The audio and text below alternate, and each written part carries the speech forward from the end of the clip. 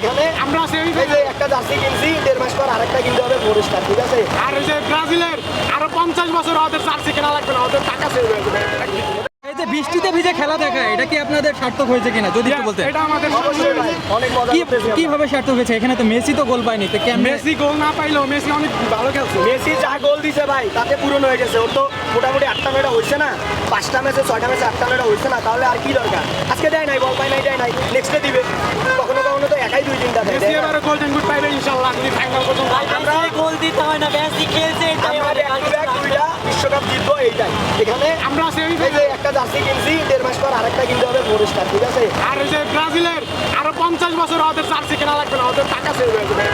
ওদের বাপ দাদা নিয়েই কথা কইতে হবে। আর আমরা রাজদাদার আমলে 3টা টিনার কাপ দাও আবার জুয়েলারি মাত্র। সেটা নিয়ে আর আবার বড়াই করে জীবনে নিজের চোখে ফাইনাল খেলা সেমিফাইনাল খেলা কিভাবে চোখে দেখছো ওরা? একবার সেমিফাইনাল গেছে তাও আবার 7টা গোল খাইছে।